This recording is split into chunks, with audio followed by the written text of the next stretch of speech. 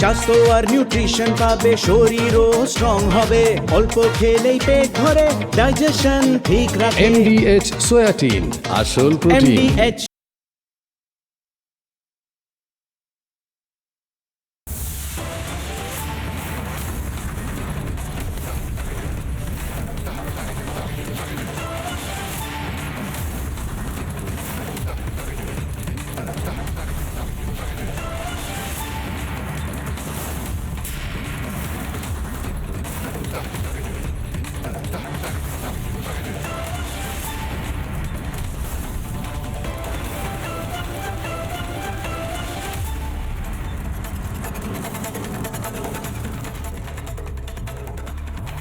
নমস্কার, আমি ময়ূক।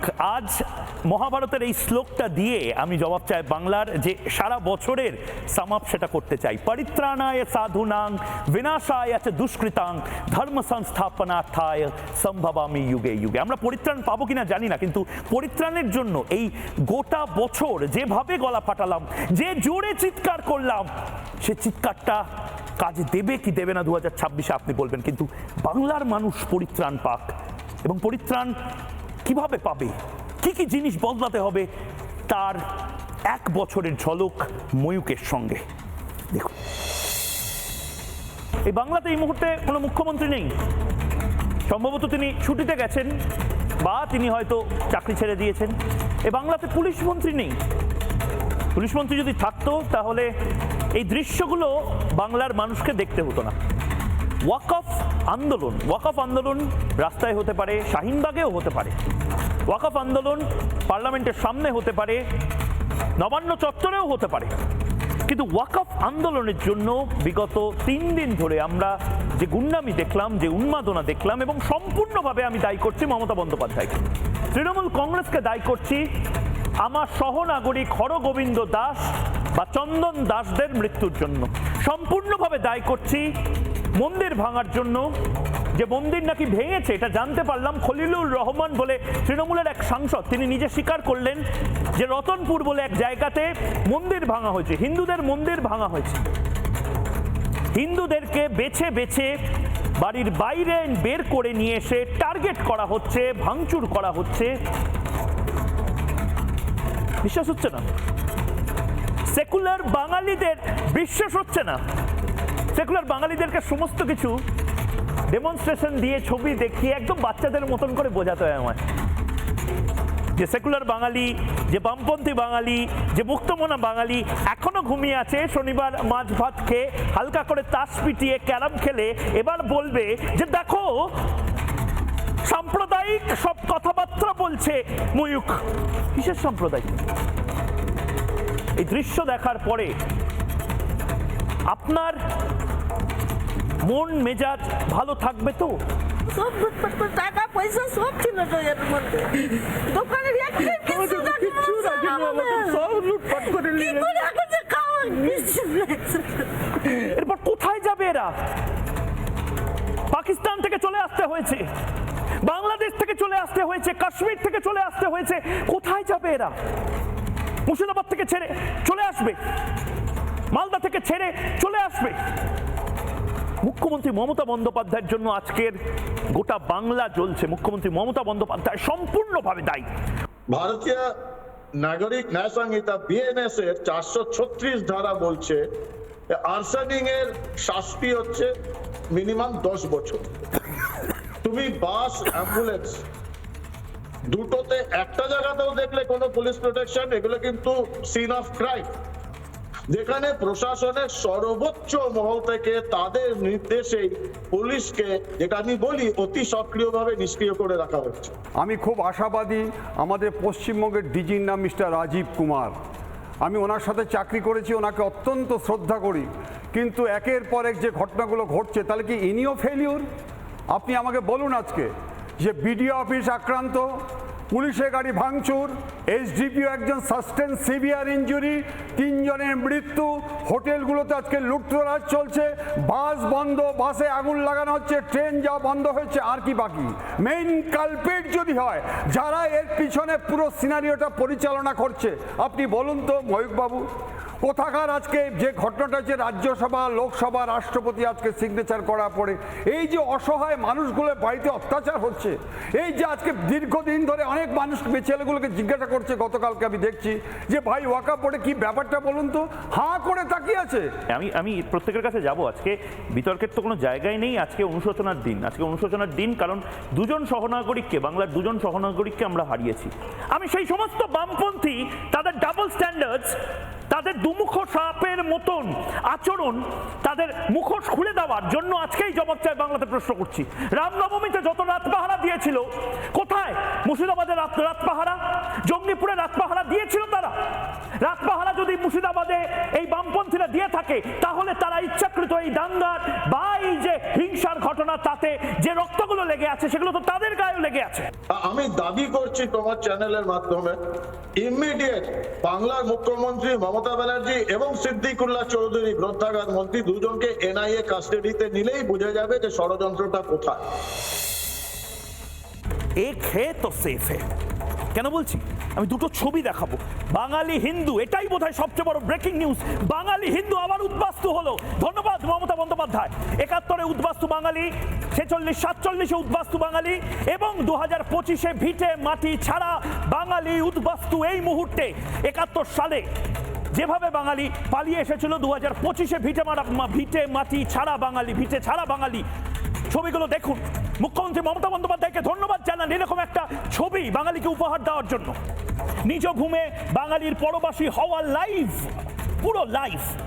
২০২৫ সালে ভিটেমাটি চাটি হলো যে বাঙালির, উদ্বাস্তু হলো যে বাঙালি হিন্দু, তা নিয়ে দম আছে একটা কবিতা লেখার এই বুদ্ধিজীবীদের, দম আছে একটা সিনেমা বানানোর এই সিনেমা আর্টিস্টদের, দম আছে একটা নাটক করার। আরে ছাড়ুন নাটক করা, আরে ছাড়ুন সিনেমা বানানো, দম আছে মমতা বন্দ্যোপাধ্যায়কে প্রশ্ন করার। মমতা বন্দ্যোপাধ্যায়, আপনার জন্য এতগুলো বাঙালি হিন্দু তারা রিফিউজি হলো। ফুলের গাছ লাগাচ্ছিল তামান্না, এই বাংলার মেয়ে, বাংলার নিজের মেয়ে, বেঘুরে মারা গেল। সকেট বোমায় হাত পা উড়ে গেল, ছিন্ন বিচ্ছিন্ন হয়ে গেল। আমি আবারও বলছি, আমি শোকস্তব্ধ, আমি অশান্ত, আমি অসহিষ্ণু। এই সমস্ত কিছু এখন অতীত। এখন প্রশ্নটা করতে ইচ্ছা করছে যে কি হবে এই কথাগুলো বলে। আমার চোখের সামনে আমার ছেলেকে মেরে গেল তৃণমূলের লোকে। আমাদের ওই সিপিএন, ওরা বলেছিল যদি সিপিএনরা করে, সিপিএন তৃণমূল জিতবি আর সিপিএনটাকে শেষ করে দিবা। আমাদের এই পাড়াটা কেউ তৃণমূলকে ভোট দেয় না, সব সিপিএনকে ভোট দেয়। তাইতে এই পাড়ায় আমাদের আর ঢুকেছে এক একটা বাড়িতে ৮টা ৯টা 10টা করে এক একটা বাড়িতে ঢুকে ওইরকম করে মেরে গিয়েছে। অমনি করে সব বমি করেছে, কেউ কারো বাড়িতে সব ঘর বন্ধ করে দিয়েছে। আর আমার মেয়েকে নিয়ে আমি ভিতরে বাড়ি, মেয়েকে নিয়ে আমি গা ধুইতে যাচ্ছি, আর ওই অবস্থা। আমার মাকে মেরে দিয়েছে। ওরা মুসলমান, কিন্তু আমিও মুসলমান, ও মুসলমান আমিও মুসলমান, আকাশ আর পাতাল তফাৎ। এই গুন্ডা আনওয়ার পাড়ায় পাড়ায় অনুব্রত মণ্ডল আনওয়াররা ঘুরে বেড়াচ্ছে। এই আনওয়ারদের ব্যাপারে, এই তৃণমূলের মাস্তানদের ব্যাপারে আমি শুনেছি আপনারা পুলিশকে এর আগেও বলেছেন, পুলিশ কোনো ব্যবস্থা নেয়নি। বাংলার পুলিশ সিপিএম পরিবারের আজকে এক ফুটফুটে সন্তানকে মেরে ফেললো, কাল হয়তো বিজেপির কাউকে মেরে ফেলবে। পুলিশ কোনো ব্যবস্থা নেয়নি, এটা কি সত্যি কথা? দিদি, আমি বলেছি আমি কালকে যে আমি পুলিশকে বারবার বলেছি, ওই আনোয়ার বলবি পুলিশ আমার কি না, পুলিশকে আমি যা বলবো তাই শুনবি, তোরা কিছু করতে পারবি? এখনই তো তাকে বোম দিয়ে উড়িয়ে দেবো। আজ আমি যদি ন্যায্য বিচার না পাই, ওরা যদি আবার ঘুরি বাড়ি আসে, একদম আমাকে আর আমার স্বামীকে টার্গেট করবি, আপনাকে বলে দিলাম। রাজ্যের মুখ্যমন্ত্রী মমতা বন্দ্যোপাধ্যায় তিনি তো ক্ষমা প্রকাশ করেছেন, তিনি ক্ষমা চেয়েছেন, তিনি বলেছেন যে আমি ক্রুদ্ধ, আমি দুঃখ প্রকাশ করছি এবং যারা অপরাধী তাদের যোগ্য শাস্তি হবে, তাদেরকে শাস্তি দেওয়া হবে। মা মমতা বন্দ্যোপাধ্যায় তো তিনি তো দুঃখ প্রকাশ করছেন। মা তৃণমূল কংগ্রেস তো দুঃখ প্রকাশ করছে। মা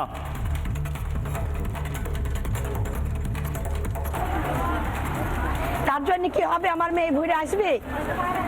এটা বলেন, মমতাকে জিজ্ঞাসা করেন যে ওই জন্য কি তামান্নার মা ফিরি পাবে, ওই দুঃখের জন্য ফিরি পাবে?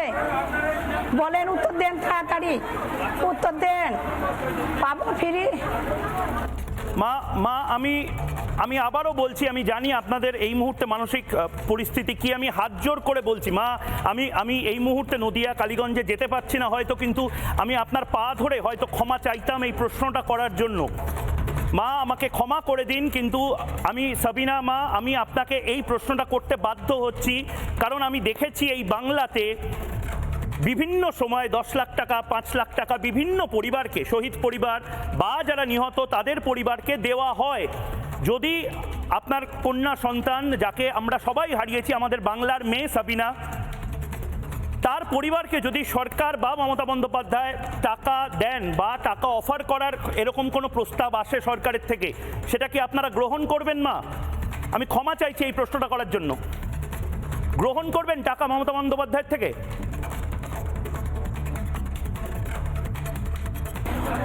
আস্তাগফিরুল্লাহ, নাউজুবিল্লাহ। ওই জন্য মমতাকে আমি শ্রদ্ধা করি, আজ আমি ঘৃণা করি। মমতার টাকা আমি কিসের জন্য নিতে যাব? এত বড় কথা কেন আপনি আমাকে বললেন? কোনো ধরনের কোনো বিরক্ত করা এই মুহূর্তে আর উচিত নয়। আমি আবার সাবিনা দি, তামান্না, তাদের পরিবারের কাছে ক্ষমা চেয়ে নিচ্ছি। আমি চেয়েছিলাম গোটা বাংলার মানুষকে এটা দেখাতে, আমি নির্দিষ্টভাবে চেয়েছি বামপন্থী কর্মী এবং নেতাদেরকে দেখাতে। তামান্নাও তো বাংলার মেয়ে ছিল, তামান্না তো এই বাংলার মেয়ে ছিল যে বাংলায় প্রতিনিয়ত একটা করে অভয়ার আমরা জন্ম দিয়ে ফেলছে, এই সিস্টেম দিচ্ছে, তৃণমূল কংগ্রেস দিচ্ছে, তৃণমূল ছাত্র পরিষদের জন্য একটা করে ল কলেজে অভয়া আবার নতুন করে শিরোনামে আসছে এই বাংলাতে। আমি আবারও বলছি, আজ ডক্টরস ডেতে ভাবার সময় এসেছে। আজ ডক্টরস ডেতে সেই মায়েদের সাথে কথা বলার সময় এসেছে, সেই বাবাদের সাথে কথা বলার সময় এসেছে, যাদেরকে কোনো ধরনের কোনো প্রলোভন হারিয়ে দিতে পারেনি। আমি আজকে জবাব চাই বাংলাতে নির্দিষ্টভাবে আপনাদেরকে আসতে অনুরোধ করেছিলাম একটাই কারণে, আজ অভয়ারও তো চিকিৎসক হওয়ার কথা ছিল। চিকিৎসক হয়েছিল আমার মেয়েটা, ডিগ্রিটা হয়নি, এমডি ডিগ্রিটা। চেস্ট মেডিসিনের স্পেশালিস্ট হওয়ার কথা ছিল। কি বলবেন? আবার তামান্না, আবার একটা ল কলেজের অভয়া। সেই 9 তারিখের পর থেকে ঠাকুরের কাছে একটাই প্রার্থনা করি, আর কোনো বাবা মার যেন আমাদের মতো 9 তারিখটা দেখতে না হয়। কিন্তু প্রত্যেক দিনই দেখছি একটা না একটা ঘটনা ঘটেই চলেছে। এটা আমাদের খুব যন্ত্রণা দেয়।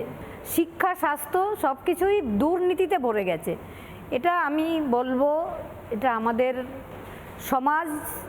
যে আজকে আমার মেয়েটা স্বপ্ন দেখেছিল, আমরা একটা টালির ঘরে থাকতাম, তখন মেয়েটা আমার স্বপ্ন দেখেছিল মা আমি ডাক্তার হব। কথা বলতে শিখেছে তখন থেকেই ওর স্বপ্ন ছিল আমি ডাক্তার হব। ডাক্তার হয়ে ছোটবেলা থেকেই। কিন্তু ওর মানে আমাদের সাধ্য ছিল না ওকে ডাক্তার করার, কিন্তু ওর প্রচণ্ড লড়াই, প্রচণ্ড ধৈর্য, প্রচণ্ড পরিশ্রম, আর কি বলবো, গরিবের প্রতি প্রচুর ভালোবাসা। আমার মেয়ে 2017 সালে MBBS পাস করেছে। তারপরে আজকে যেমন বিধানচন্দ্র রায়ের জন্মদিন এবং মৃত্যুদিন একসঙ্গে, সেই জন্য ডক্টরস ডে, সমস্ত ডক্টরদের আমিও অভিনন্দন জানাই, হ্যাপি ডক্টরস ডে। আজকে আমার মেয়েটা থাকলে খুব খুশি হতো। গত বছর আমার মেয়েটা এই দিনে আমার কাছেই ছিল, আজকে সে আমার কাছে আর নেই। গত বছর তার সঙ্গে কাটানো মুহূর্তগুলো সারাদিন ভেবে আজকে দুজনেই ঘরে বসেই কেঁদেইছি শুধু। কিন্তু শত কাঁদলেও সে আর আমার কাছে ফিরবে না। কেন ফিরবে না? কি অপরাধ করেছিল আমার মেয়েটা তাই তো আজও জানি না। নাকি আমরা অপরাধ করেছিলাম, নাকি সমাজ অপরাধ করেছে, সেই বোঝাটা আমরা বয়ে নিয়ে বেড়াচ্ছি এবং যতদিন বেঁচে থাকবো আমরা সেই যন্ত্রণাটা বয়ে নিয়েই যাব। আমি ঠিক এই জায়গাতে আমি কাকুর কাছে যাব। মানে অভয়া নামটা আমাদের এখান থেকে গোটা বাংলায় পরিচিত হলো, কিন্তু আজকে আসলে এভাবে পেছন ফিরে আপনাদের বসা, এটা তো কথা ছিল না। আপনারা বারবার বলেছিলেন যে আমরা গর্ব করে আমার মেয়ের নাম বলতে চাই, কিন্তু সেই মেয়ের নাম বলতে পারছি না। আমরা নেম প্লেটে বড় বড় করে ডাক্তারের নাম লিখেছিলাম। আজকে ডাক্তার চিকিৎসকদের দিন, চিকিৎসক দিবস। আমরা দেখেছিলাম বহু ডাক্তার তারা রাত দখল আন্দোলন করেছিলেন, রাস্তায় নেমেছিলেন। সব বন্ধ হয়ে গেল, হতোদ্যম হয়ে গেল। না, হতোদ্যম হওয়ার একটা আন্দোলন তো তৈরি হয়, আন্দোলনের পরিবর্তন ঘটে, সেরকমই কিছু একটা চলছে। এখন আমাদের আন্দোলনটা চলছে আদালতে। প্রথম দিকে আমাদের তো কোনোদিন আদালতের দরজায় পা দিতে হয়নি। আজকে মেয়েটা একটা জায়গায় পৌঁছেছিল বলে আজকে আমাদের আদালত, উকিল, এই সমস্ত সমস্যা। সত্যি কথা বলতে কি, আমাদের দেশের যে শিক্ষিত সমাজ, আমাদের রাজ্যের বিশেষ করে এত লোভী হয়ে গেছে। আমার যে অভিজ্ঞতা এই 9 মাসে হয়েছে, শিক্ষিত সমাজ এত লোভী হয়ে গেছে, সেটা সত্যি দুঃখজনক বিষয়। এই মুহূর্তে তামান্নার মাও রয়েছে, সাবিনা মা এই মুহূর্তে আমার সঙ্গে। অভয়াকে আপনারা প্রত্যেকে চেনেন, অভয়ার মা এবং বাবা রয়েছে। আপনাদের লড়াইকে ওরা কুর্নিশ জানাচ্ছে এবং বলছেন যে আপনারা যে এত চাপের মুখেও টাকা নেননি, তার জন্য আলাদা করে কুর্নিশ। কি বলবেন সাবিনা দি? ওনাকে আমি বলতে চাই, আপনাদের পাশেও সারা বাংলা থাকবে, তামান্নার মা থাকবে, তামান্নার মা সহ পরিবার মিলে আপনার পাশে থাকবে। দিদি একটা জিনিস আমি আবার আপনাকে জিজ্ঞেস করছি। অনেক প্রলোভন, অনেক নেতা আসছে, অনেক চাপ, রক্তচক্ষু। দিদি, আপনারা ভয় পেয়ে পিছিয়ে আসবেন না তো? ময়ূকের প্রশ্ন এটা, ভয় পেয়ে পিছিয়ে আসবে না তো সাবিনারা? ভয় পাবেন না তো? না না না না না, আমার ভয় পাবার কোনো কারণ নেই। কেন? আমার একমাত্র কন্যাই নেই, আমার বাঁচার স্বপ্নটাই নেই। আমার বাঁচার স্বপ্নটা হারিয়ে গেছে। ওর আব্বু, তামান্নার আব্বু বলছে আমি কি নিয়ে বেঁচে থাকবো সেটাই আর নেই। তো ভাবতে পারছে না যে বেঁচে থাকা কি না থাকা সমান, আমাদের দুজনের বেঁচে থাকা না থাকা সমান।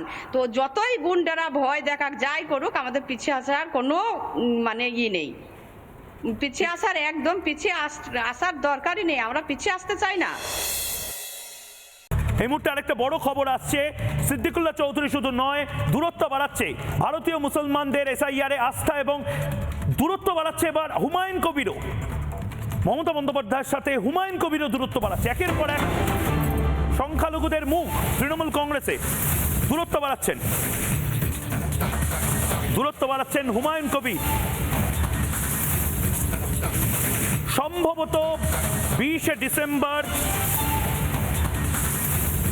নতুন দল করতে চলেছেন হুমায়ুন কবির।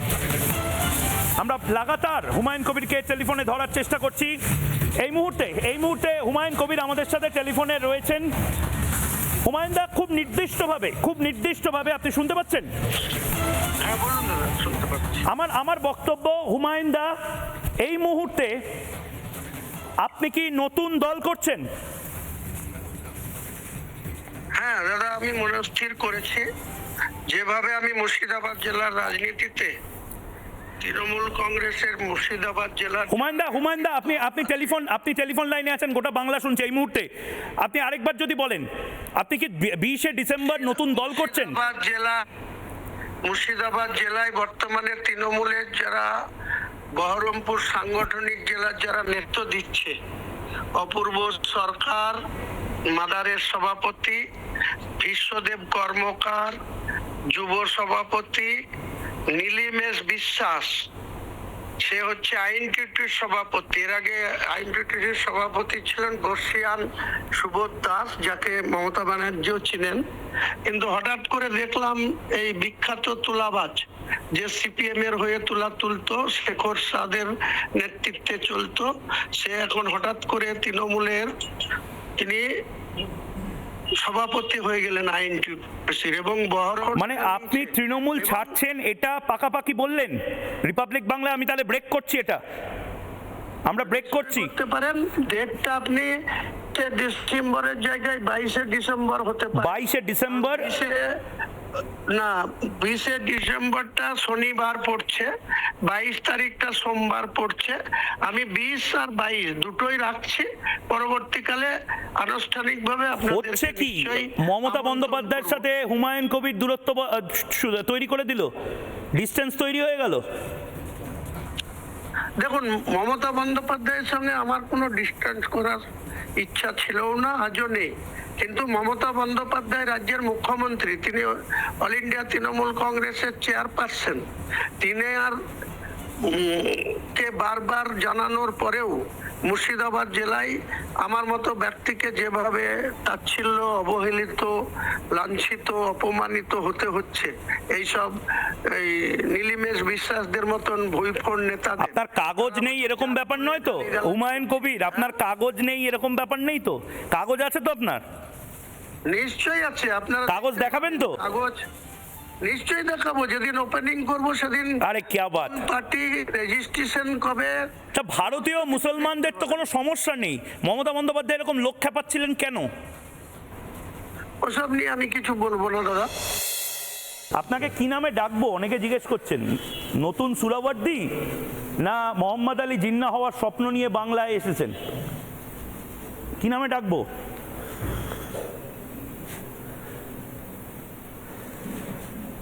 আপনি যা খুশি ডাকতে পারেন, আমার কিছু ভোট কাটুয়া নামে কি ডাকতে পারি? তৃণমূল কংগ্রেস অনেকে হাততালি দেবে কিন্তু আজকে ময়ূক ভোট কাটুয়া বলেছে হুমায়ুন কবিরকে এটার জন্য।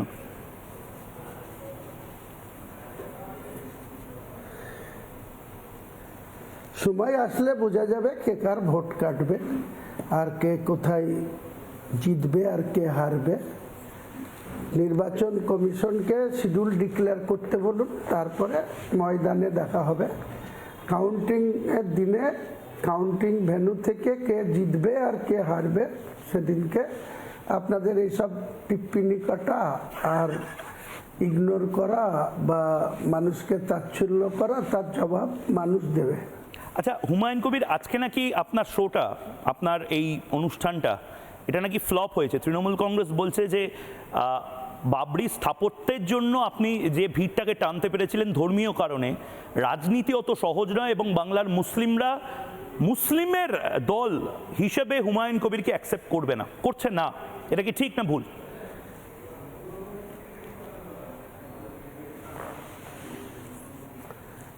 সম্পূর্ণভাবে ভুল। এবং বাবরি মসজিদের শিলান্যাসের দিনে যে লোক সমাগম হয়েছিল প্রায় একই লোক সমাগম আজকে ছিল, কারণ এখানে যে লোকটা হয়েছিল সেখানকার আয়তনটা ছিল 10 বিঘি জায়গার উপরে, আর 10 থেকে 15 বিঘি জায়গার উপরে। আর যে আজকে যেটা সভা হয়েছে, আপনাদের ক্যামেরাম্যানরা ছিল, জেনে নেবেন, ভালো করে ঘুরিয়ে দেখে নেবেন, 50 বিঘা জায়গার উপরে প্যান্ডেল হয়েছিল। 50 বিঘা ধানের জমির উপরে প্যান্ডেল হয়েছিল, সেখানে 4 লক্ষ থেকে বেশি লোক ছিল। তোমার হুমায়ুন কবিরকে কোনো প্রশ্ন আছে? আর নিশা বাবুকে আমার একটাই প্রশ্ন আছে ময়ূকদা।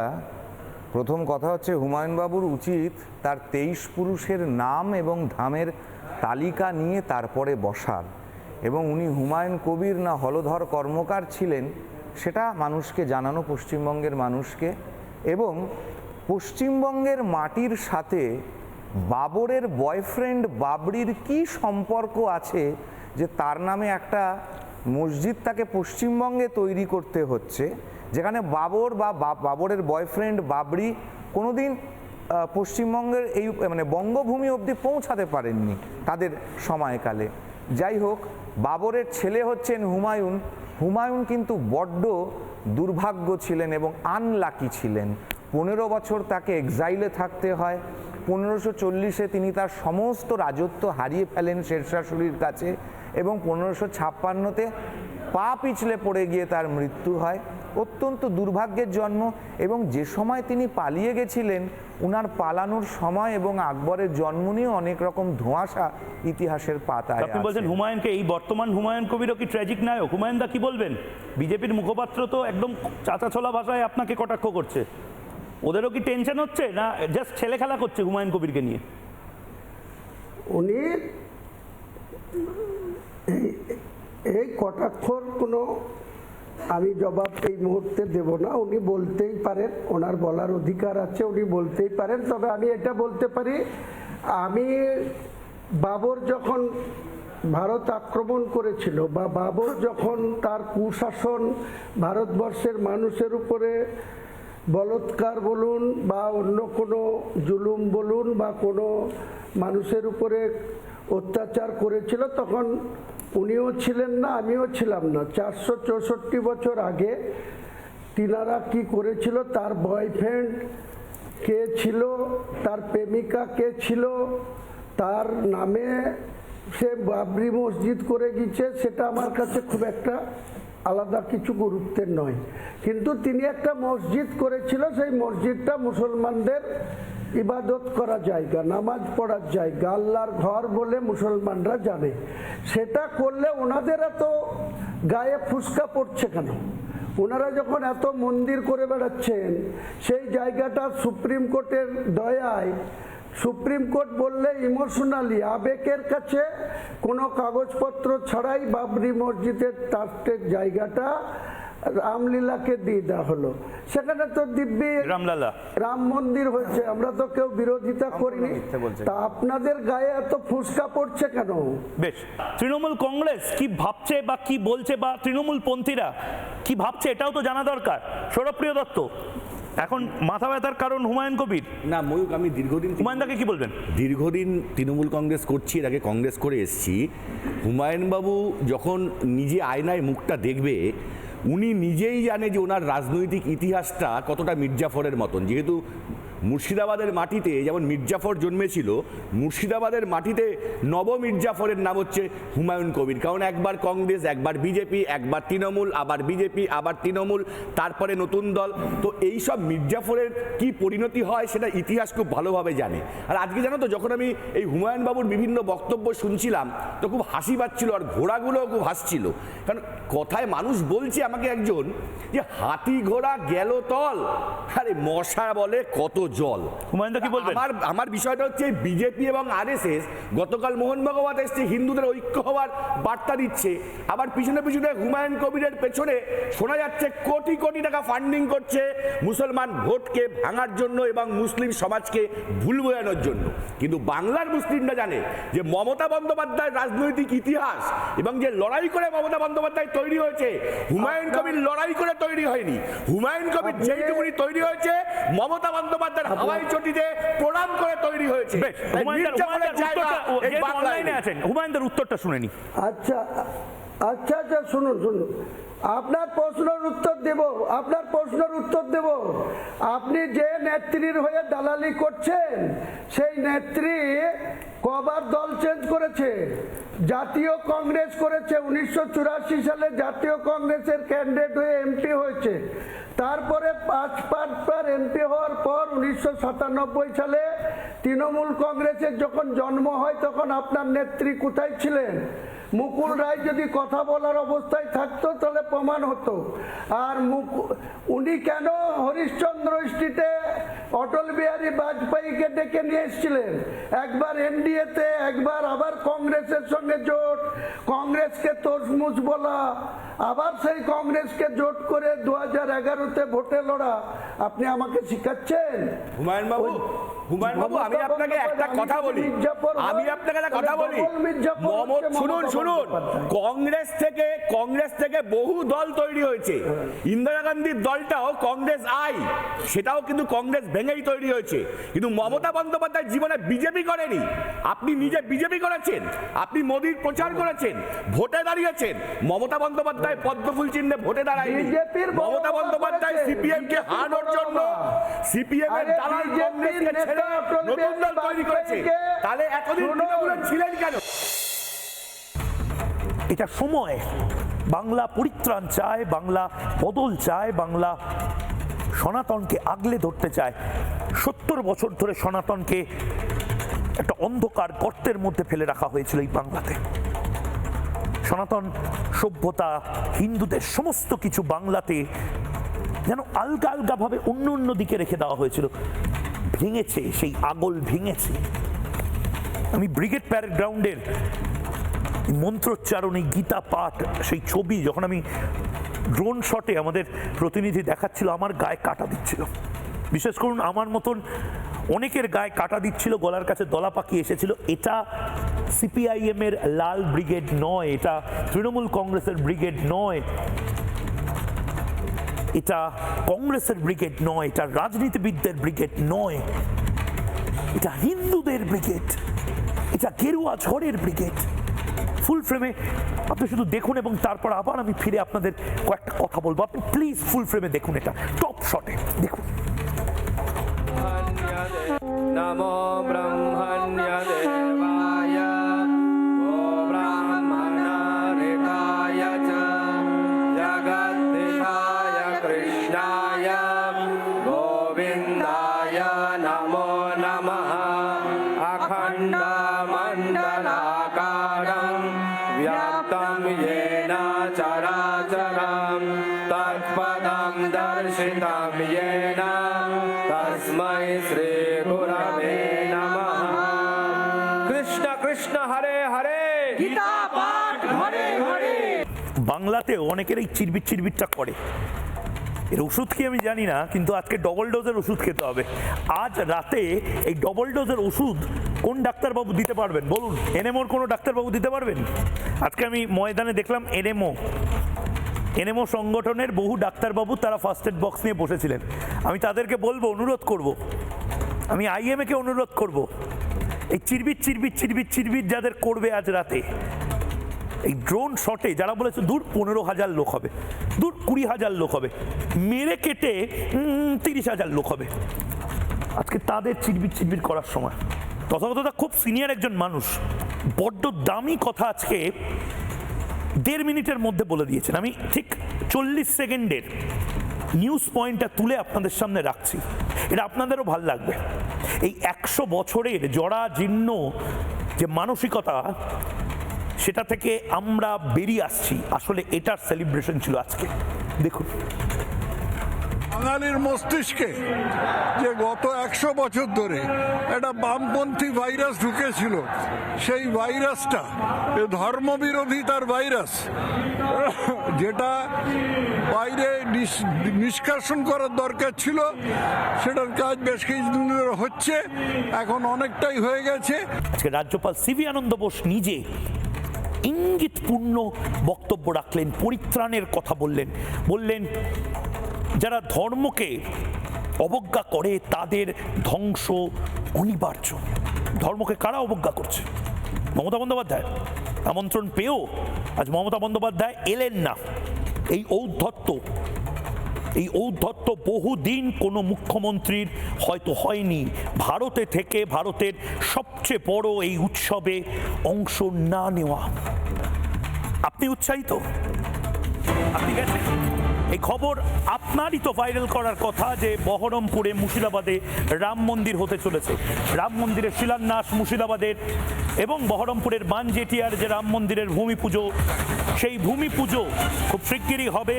5 লক্ষ গীতাপাঠ থেকে আজকে এই জিনিস সূত্র মোতাবেক আমরা জানতে পারলাম। আমাকে পুলিশ প্রশাসন থেকে আরম্ভ করে অনেকেই বাধা দান করবার চেষ্টা করেছিলেন, ক্ষান্ত করবার চেষ্টা করেছিলেন। আমাকে অনেক পুলিশ অথরিটি, পুলিশের হায়ার আধিকারিকরা বলেছিলেন, আপনি 6 তারিখ কেন ভাবছেন? আমি বলেছিলাম, আপনার পুলিশের ডায়েরি আপনার পুলিশ ঠিক করবে, মহামান্য মুখ্যমন্ত্রী ঠিক করবে।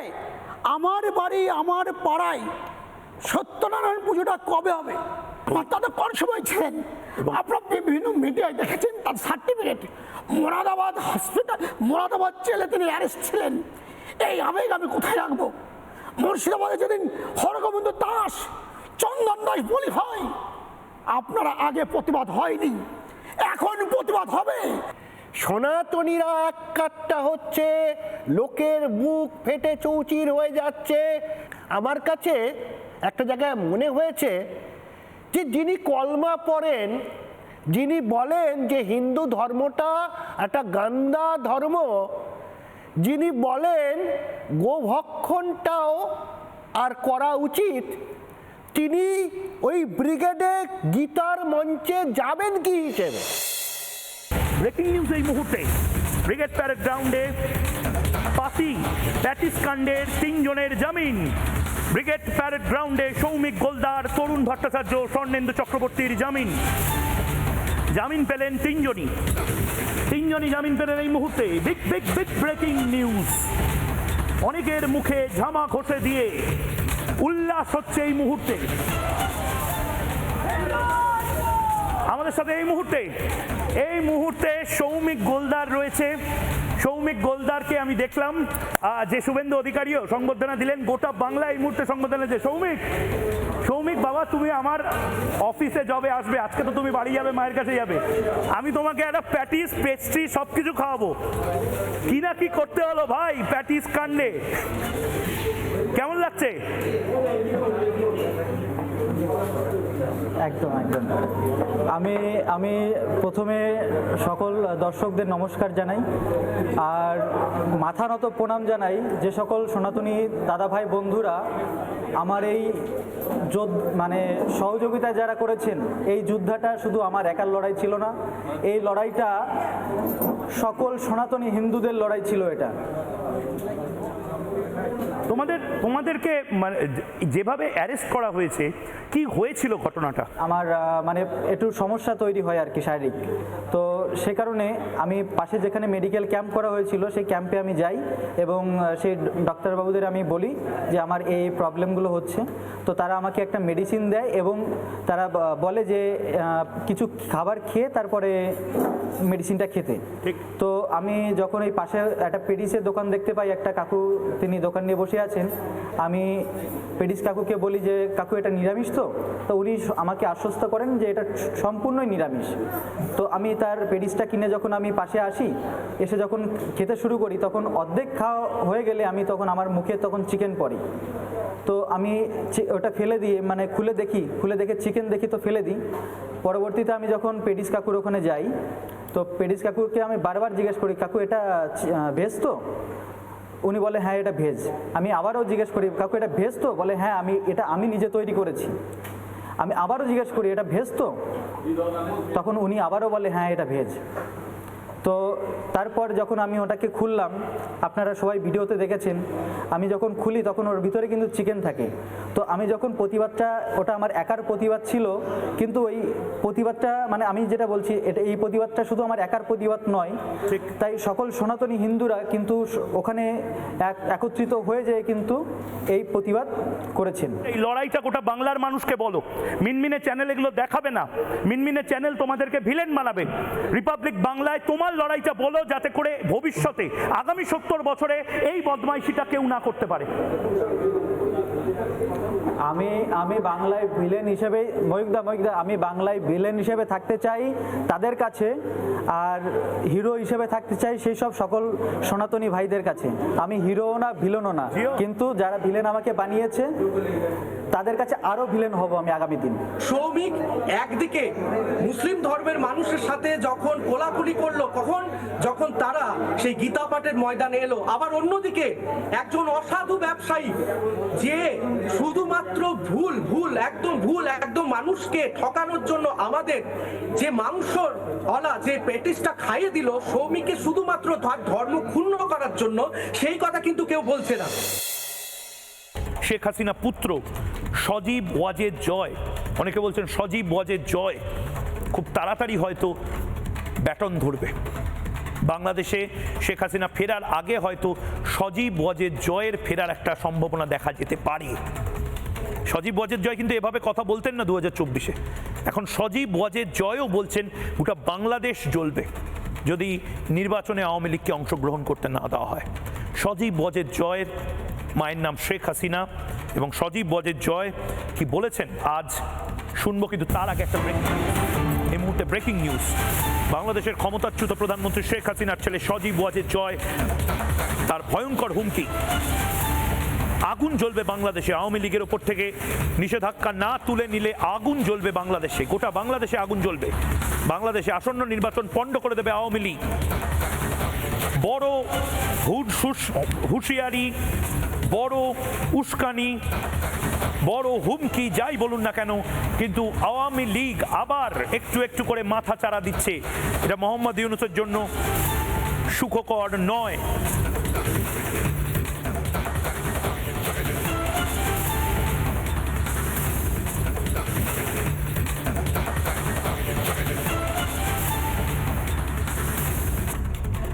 শেখ হাসিনা পুত্র সজীব ওয়াজেদ জয় কি বলেছেন শুনি। If Muhammad Yunus was popular, then why would he not have held an election, won election, and then run the country with legitimacy? He has held on to power for a year and a half because without holding an election, because he has absolutely zero popular support. The political party that the students formed, the NCP, in all the polling run in Bangladesh to date, within this government's term, they're polling at simply 2%. They've never gone above 2% popularity. Mohammad Yunus জঙ্গিদেরকে দিয়ে সমস্ত বাংলাদেশে আজকে যে অরাজকতা কায়েম করেছে, যে খুনের, হত্যার, ধর্ষণের রাজনীতি তৈরি করেছে, প্রকাশ্য দিবালোকে বুলডোজার নিয়ে একটা দেশে যারা চলে যাচ্ছে বাড়ির পর বাড়ি, আওয়ামী লীগের নেতাদের ভেঙে দিচ্ছে, বঙ্গবন্ধুর 32 নম্বরের ঐতিহাসিক বাড়ি ভাঙছে, সেখানে কল্পনা করতে পারেন সেটি একটা সুস্থ দেশ? আমি বলছি তো, নাজমা কায়সাররা দেশের জন্য কোথায় কি করেছে একটু ওনাদেরকে বলতে বলুন। ওনারা এদেশের মানুষকে পাখির মতো গুলি করে হত্যা করেছে, ওনারা এদেশের মানুষকে শোষণ করেছে, নির্যাতন করেছে, নিপীড়ন করেছে, চাঁদাবাজি, লুটপাট, ধ্বংস করে দিয়েছে বাংলাদেশকে। কি করেছে আওয়ামী লীগ বলুক? আওয়ামী লীগ বাংলাদেশে কোনো অবদান রাখেনি, বরং শোষণ, নির্যাতন, নিপীড়ন, গুম, খুন, হত্যা, ধর্ষণ সকল কিছু এই আওয়ামী লীগ করেছে। কোটার নামে ভুয়া করেছে, কয়জন বিসিএস পরীক্ষা দিয়েছো, কয়জন কোটার জন্য বাংলাদেশকে বিক্রি করে দিয়েছিলেন ভারতের কাছে। আমরা পুনরুদ্ধারের চেষ্টা করছি। বলুন না, গণঅভ্যুত্থানে কি করেছেন? একটা অদ্ভুত জিনিস এখন এই মুহূর্তে তৈরি হচ্ছে যে বাংলাদেশিরা মানে একটা সমস্যার কারণ, প্রবেশকারী বাংলাদেশি, বিভিন্নভাবে বাংলাদেশিরা যেন ভারতকে বিপন্ন করার চেষ্টা করছে। কিন্তু সজীব ওয়াজেদ জয় ভারতের প্রতি কৃতজ্ঞতা প্রকাশ করেছেন হাসিনা পুত্র। বাংলাদেশ না ছাড়লে মাকে মেরে ফেলতো। ভারতকে, প্রধানমন্ত্রী নরেন্দ্র মোদীকে ধন্যবাদ জানালেন সজীব ওয়াজেদ জয়। কি বললেন একবার শুনবো।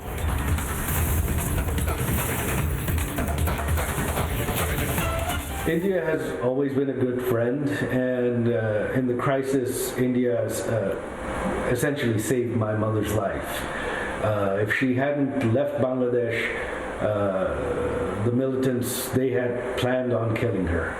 So I'm eternally grateful to Prime Minister Modi's government for saving my mother's life. I have faith in the Indian democracy, in their belief in the rule of law. What should really concern India is that the Yunus regime, you had asked, who is propping them up? It is Jamaat-e-Islam, which are the largest Islamic party. They have released tens of thousands of terrorists that our government had convicted and sentenced to prison. They've released them.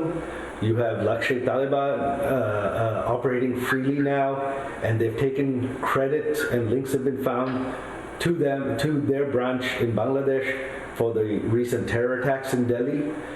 So I think Prime Minister Modi is probably very, very concerned about terrorism from Bangladesh right now.